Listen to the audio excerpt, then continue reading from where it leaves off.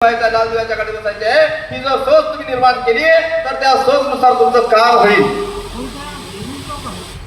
जर तुम्ही अल्पसंतुष्ट राहिलात नगरसेवक पदावरती एका सीटवरती एका विधान परिषदेवरती एवढा अल्पसंतुष्ट राहिला तर सत्य तुम्ही कधी जाऊ शकणार नाही. आमच्या बाबाचा अजेंडा आहे. बाबासाहेबांनी सांगितलं ते स्वतंत्र व्हायच्या अगोदर जाय तुमच्या घराच्या भिंतीवरती लिहून ठेवा.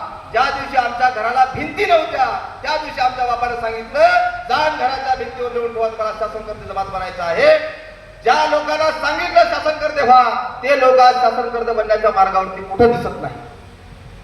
आणि ही सगळी परिस्थिती देशाची आहे. आणि अभ्यास करत आहोत गेल्या 10 वर्षापासून राजन नामेकर साहेबांच्या नेतृत्वामध्ये आणि या देशामध्ये अभ्यास करत आहोत. समजून घेत आहोत देशाची परिस्थिती देशाचं राजकारण खोटं घोडा आलंय हे सगळं समजून घेत असताना बऱ्याच गोष्टी आमच्या समोर लक्षात येत आहेत.